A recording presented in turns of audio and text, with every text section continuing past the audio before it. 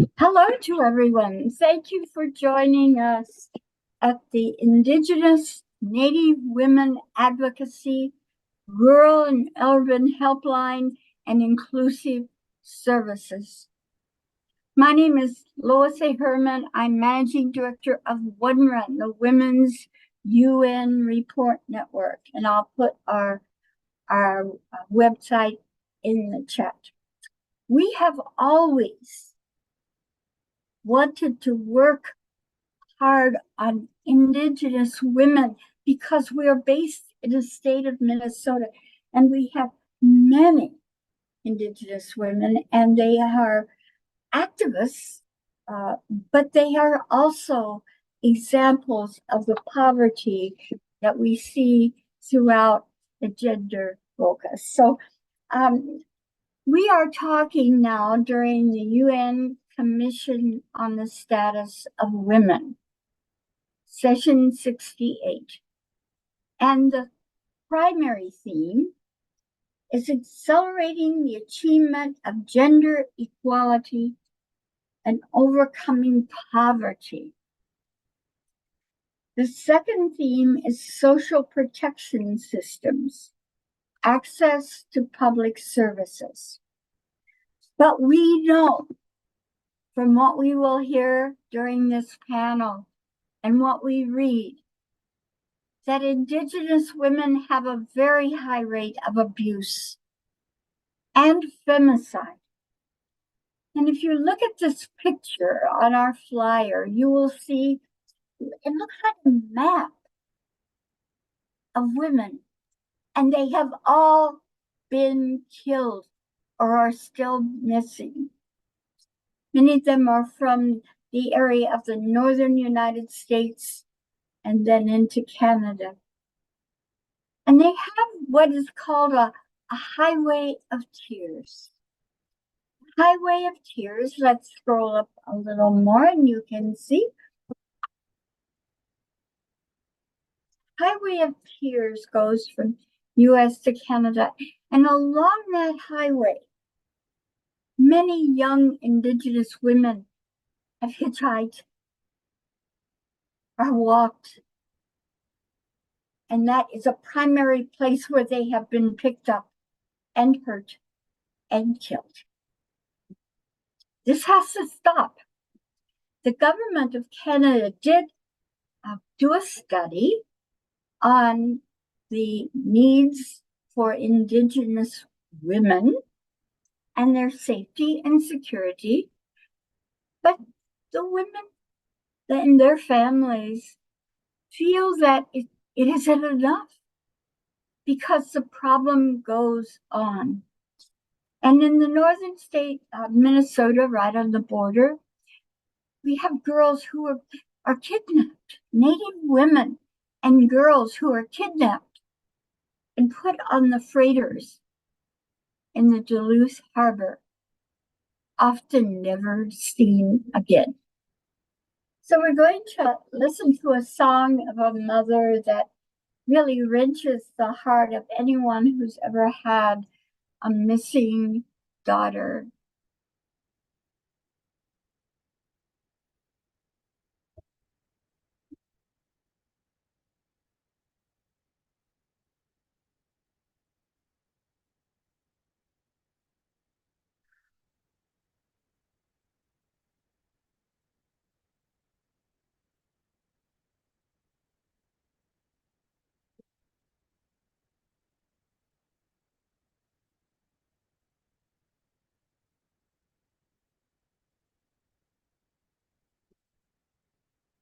And breaking news at this hour, a teenage girl has gone missing.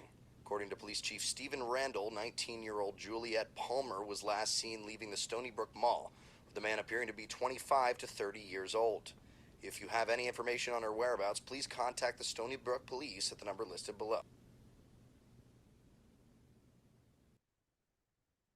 This song is dedicated to the missing and murdered Indigenous women. Mason Gwait Disu, our creator, bring them home.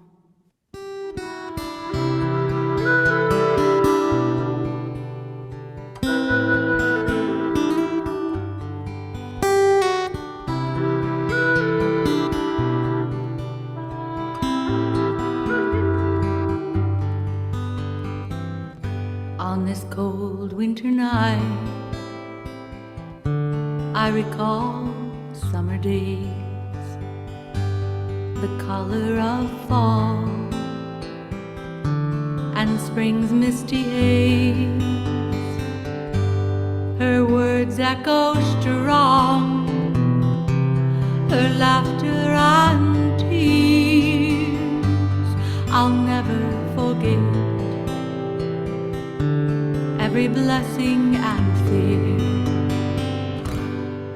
Where did you go? I long for your voice, rings clear in my mind, like a whisper or choice. Where did you go? I call out your name, I'll be waiting for you. Please come home again. She was wearing a dress with flowers in bloom. She was sharing my smile. With all my soul, I miss you. Please find the strength to break free and come home. You're here in my heart. You are never alone. Where did you go? I long for your voice, rings clear in my mind, like a whisper or choice. Where did you go? I call out your name, I'll be waiting for you. Will you come home again?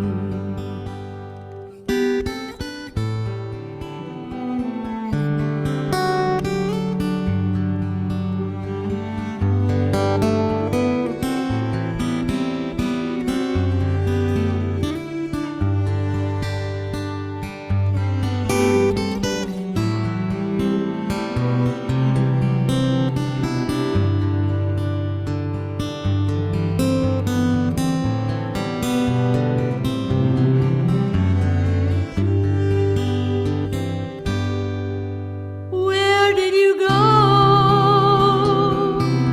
I long for your voice, rings clear in my mind, like a whisper or choice. Where did you go? I call out your name, I'll be waiting for you. Will you come home again? Where did you go? I long for your voice, rings clear in my mind, like a whisper or choice. Where did you go? I call out your name, I'll be missing you. Won't you come home again?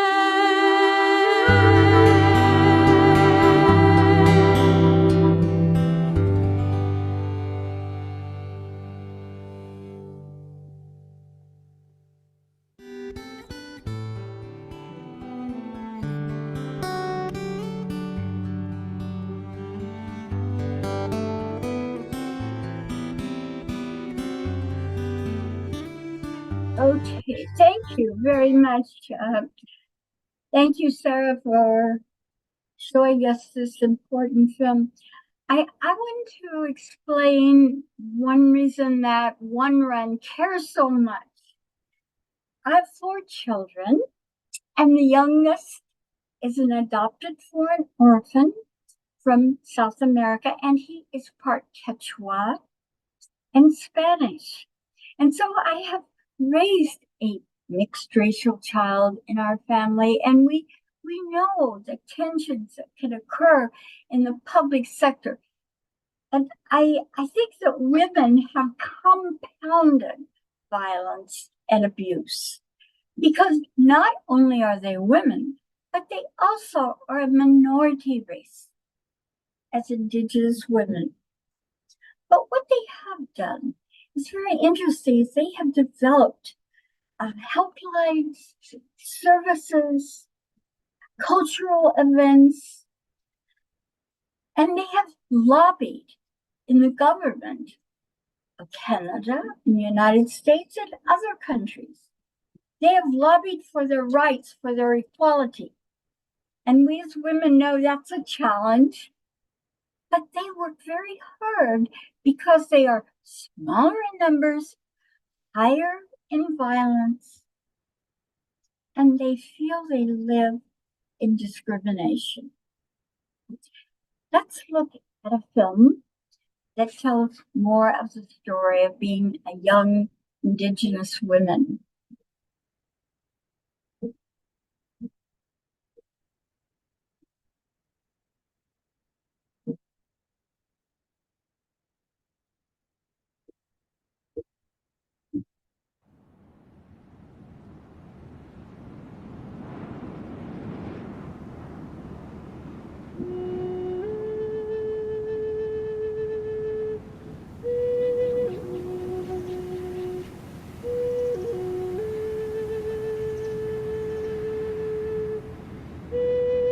This area was really well known to our ancestors. They came through here, they camped, they had sites where they always returned to. The buffalo followed the stars, and we followed the buffalo. My grandmother's told me about the Lakota way of life. The Lakota woman, she has to be really strong. I'm pretty sure she cries, but it's always hidden because she has to show that strength to the family so that they can grow that strength too. So that's her role in the Lakota way of life.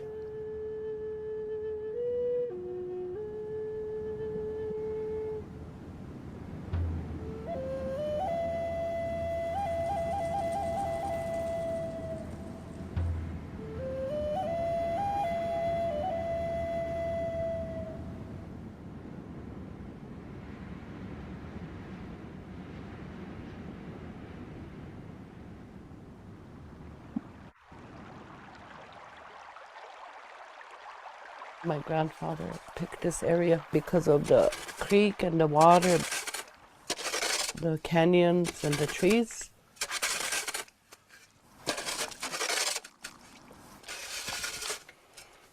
My name is Leola One Feather, and I live at Wunditney. And this is where I grew up.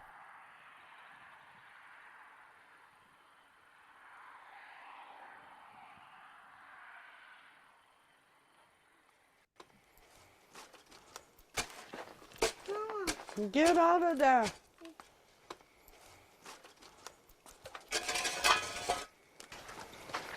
My grandmother bought this trailer house. It's been here for 40 years.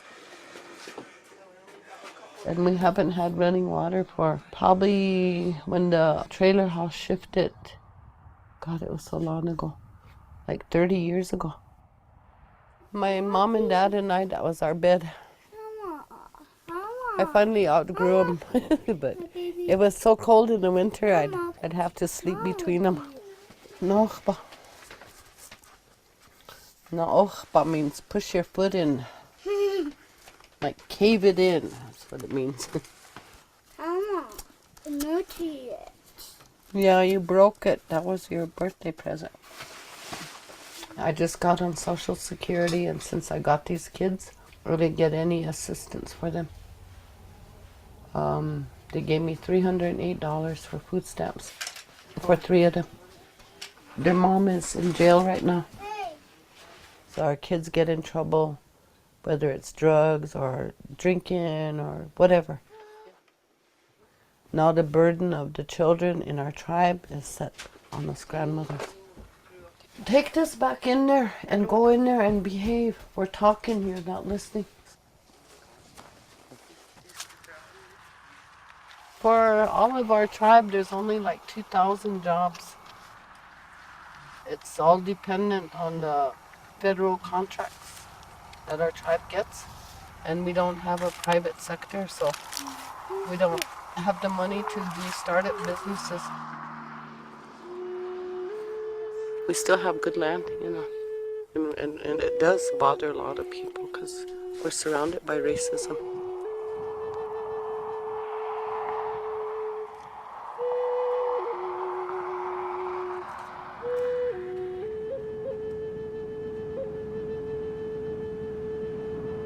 We didn't want to be Americans. We wanted to just be our own people.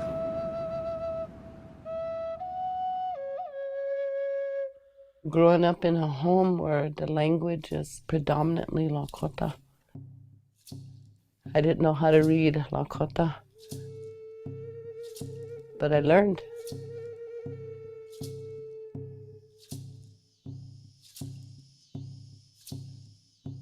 We have our stories of creation and how we develop over time. So we have a whole different process that Americans haven't been able to figure out. They can't figure out why we think different. In our culture, the girls are more emotionally protected. We live on a merit system, so a girl might do things that are really brave, or she engaged in battle and saved children and lives, or did something real heroic. She'll have the respect and honor of the same as a man.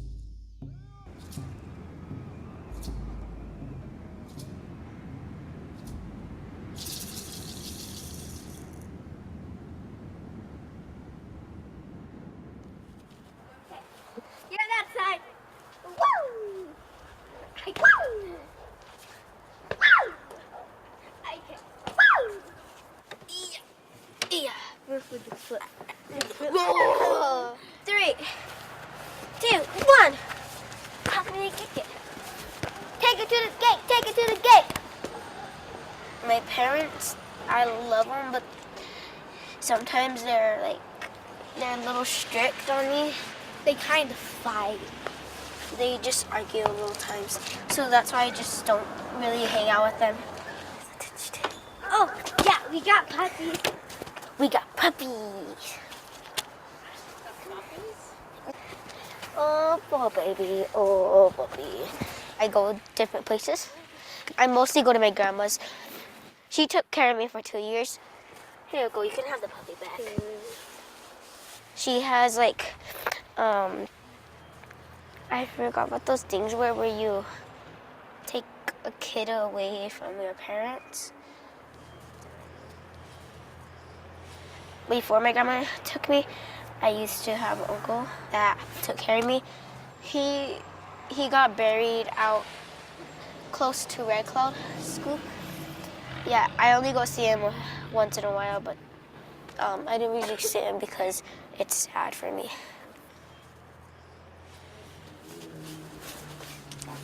Go inside. Yeah, I think we got that one now. I can't reach it. Tippy toe. It won't reach. Cold.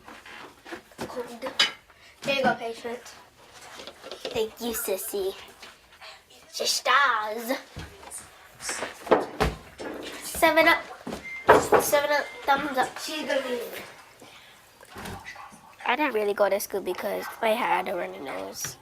So what I did in the morning was just eat oatmeal and then took another nap and played on my phone. AJ, what's 1 plus 2? 1 plus 2. What's 1? Okay. What is 3 plus 2? 9. Nope. Wrong. What's 3 plus 2? The only thing I usually do is clean. I clean, well, not really, but I usually help my grandpa do things. Hello. Thank you, Sandra.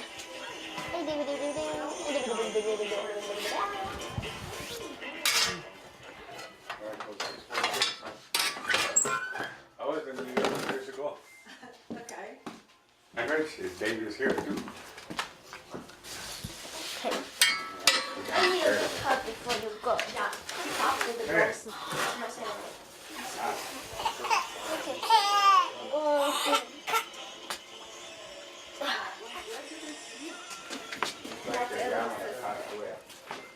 Tickle, tickle, tickle. Wait, what you say? Yeah.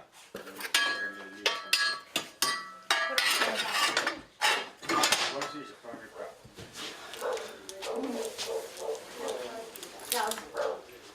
Her and I, that's 4 generations. I'm the Lakota woman.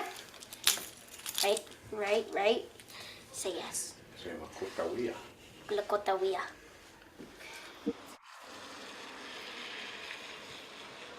We here, the Oglala Lakota band. We got a mean loss of identity here due to forced assimilation. The government done a good job on us.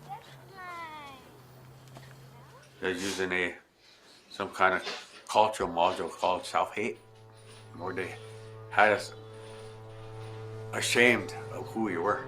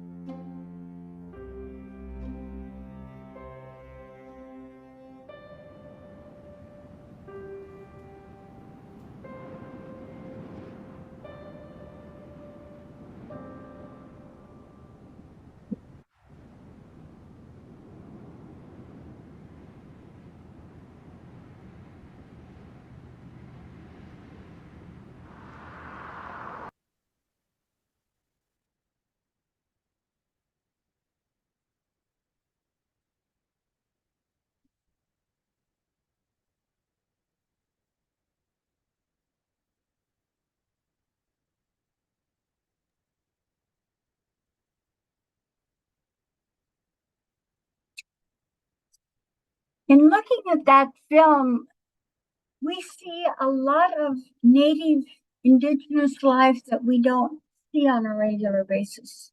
We see the poverty, the struggles, and many of the women are raising children alone. The mothers or the grandmothers. There was a time when Indian children were sent to foster homes or to church centers. This particularly happened in Canada, and it was really tragic the way that these young children were treated. Some of them never lived through it. And so again, the government of Canada, and I know that the US government also has been listening to Native lobbyists to try to improve the human rights and equality that they experience in the United States. When we had the COVID epidemic, it was known that the reservations of the Native peoples had the highest infection rate. Young women are emerging, getting an education, going to college, and often then taking quite good jobs where they earn good salaries. But that is not the way they remember growing up. Very likely they struggled. And it was because their mother or their parents cared. And maybe they got a scholarship, but they were able to go on and continue their studies into good jobs. We have another film to show you today.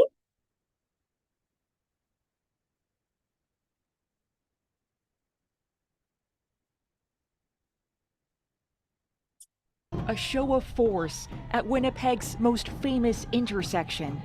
On Red Dress Day, demand for an end to the murders and disappearances of countless Indigenous women and girls. I just feel like we haven't been served justice for a very, very long time. We're people too.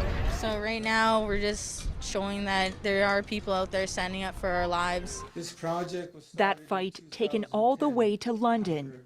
Lives lost, not forgotten, even as some Indigenous leaders gather for the coronation. Awesome! This red dress. Nikki Kumak Siutiksak says little has improved since her cousin Jessica Michaels died 22 years ago. We're human beings. Why is it okay that we are facing a genocide?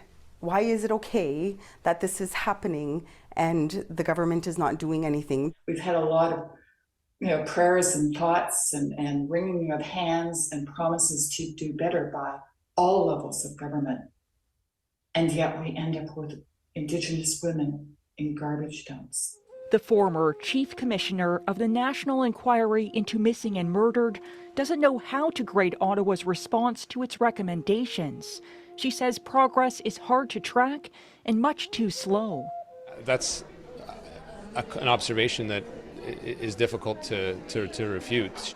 The Crown Indigenous Relations Minister says his government will announce new funding for Indigenous shelters soon, but money alone isn't going to stop the violence. This is a tragedy that needs more than a response of public policy based on tragedy. Fundamental change in the very way society values and treats lives. Olivia Stefanovic, CBC News, Ottawa.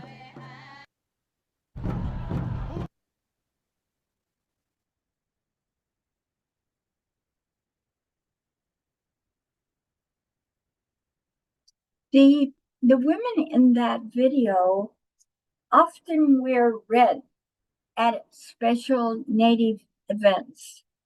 And this started as a project here in Minnesota where wooden forms were painted red to represent the women and girls, Native women and girls that were killed. This can be used for any audience of murdered women, just to bring the reality to public spaces. And that red dress program has gone all over Canada. It's a sign of the Native women who we've lost unnecessarily, who were hurt.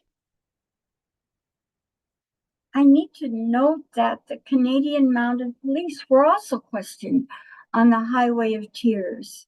And some of the policemen in other areas disrespected the Native women. And that's changing, but not fast enough.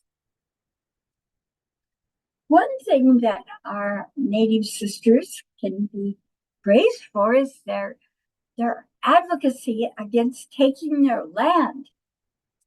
It's their land and their history, their heritage. And so we saw Pine Ridge, and certainly this has happened in Minnesota too, where the government gives the land to a private sector to mine for minerals, oil. And that is one of the greatest challenges today of protecting the lands and the belongings of the Native people.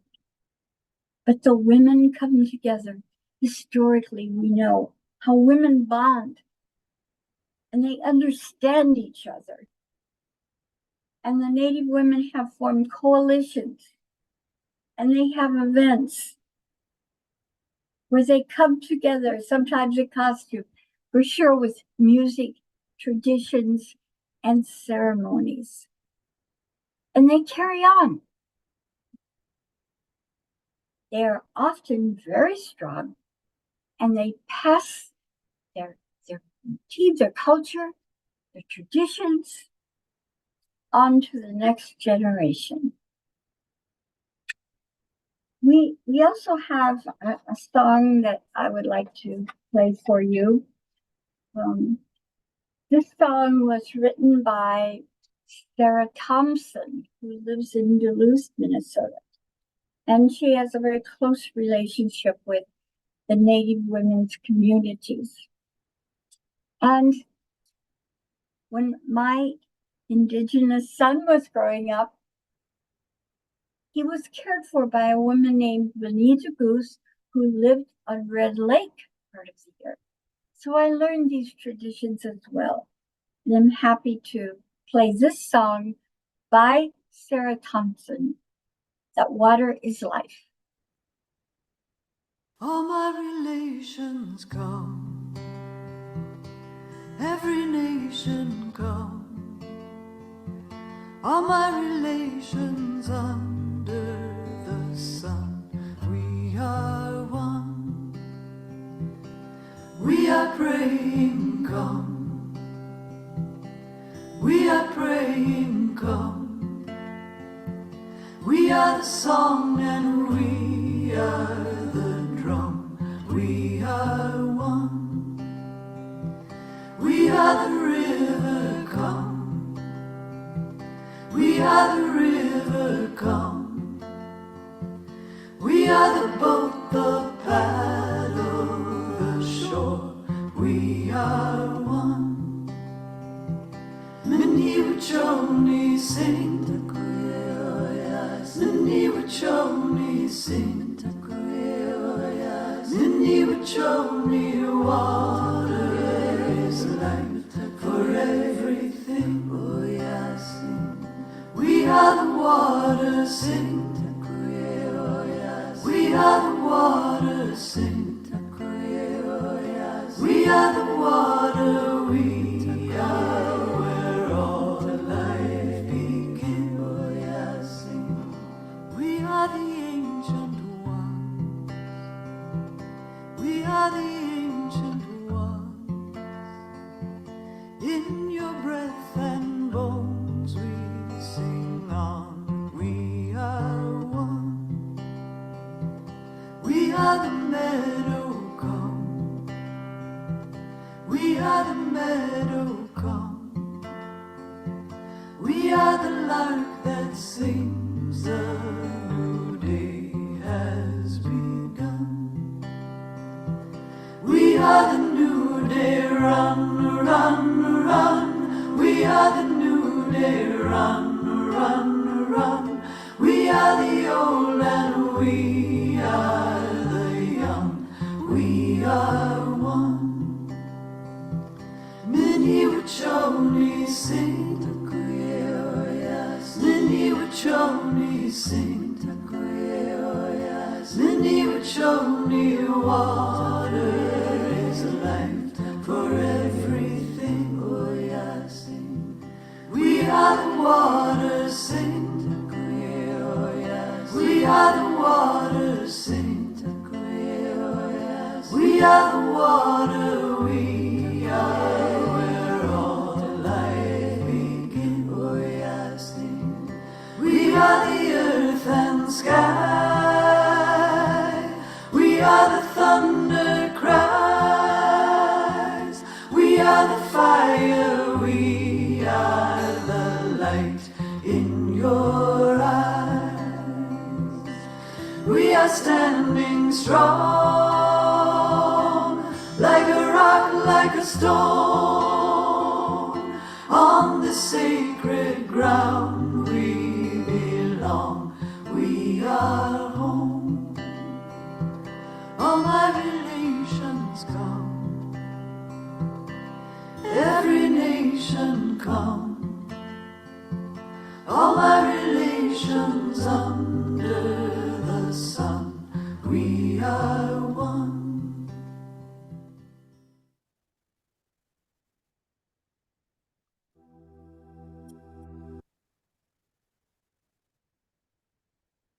Wonderful. Sarah, can we have the full screen now? And I see that a friend of mine, a lady who's with me on the board of the U.S. Women's Caucus for Advocacy at the UN, Pam, has indicated a question. Pam, would you like to give your question and then we'll talk about it?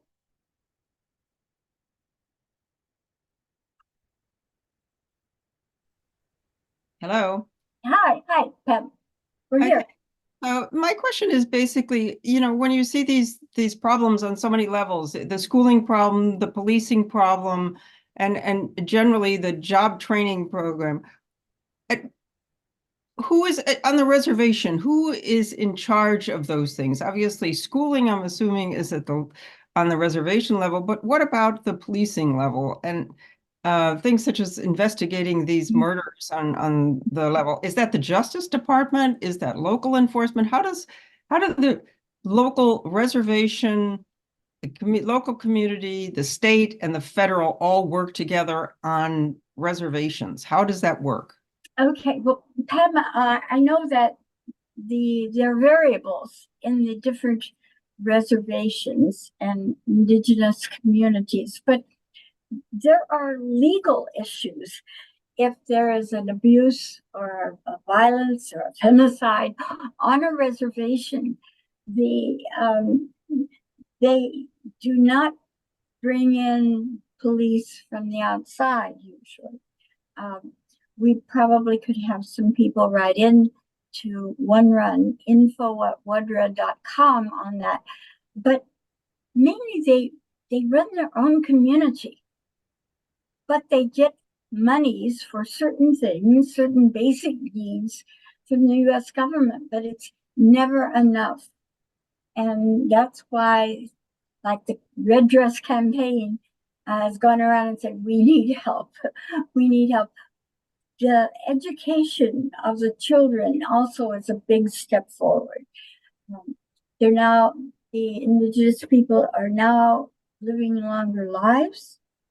They have interesting traditions using native herbs and spices and their own native medicine, but they do not receive the funds or the care, the support they need as on the pipeline.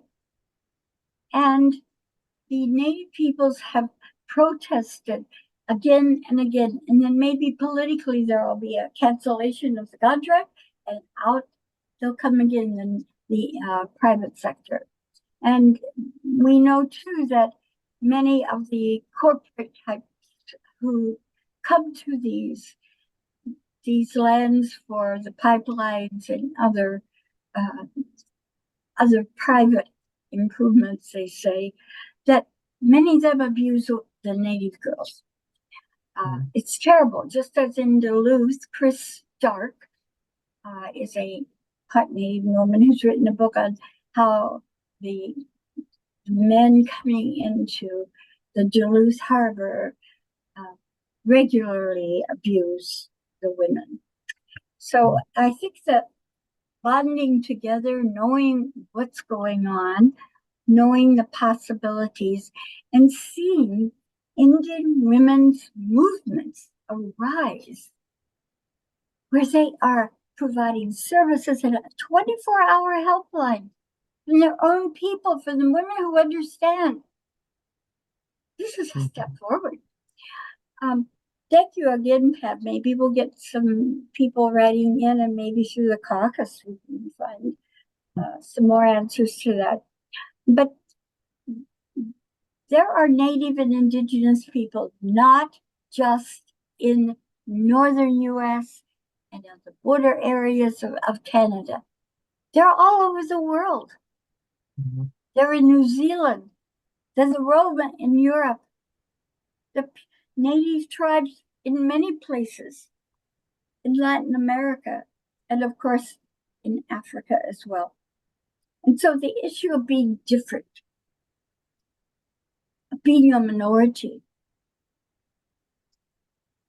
of living in a traditional way, needs to have respect and honor, and especially for the women and girls who have the greatest challenges. In closing this panel, I would like to read a poem. I believe that we all are sisters. We may be different. We may have a different language, a religion, history, place where we live. But we are sisters. Women of the world, girls of the planet. We are all sisters. Traumas and joys that happen to one happen to us all. Issues and rights, oppression and empowerment are part of women's challenge for equality and for dignity. For we are bonded in the female spirit. We reach out to learn and to understand each other. Local to global, rural and urban, near to far, hugs and tears. Now is our time. Thank you to all of you who joined us today. The One Run website is www.wunrn.com. And you can read about the Red Dress Project as Silent Witness online. And we hope that as time goes on, we can feel closer together and make sisters a reality. Thank you.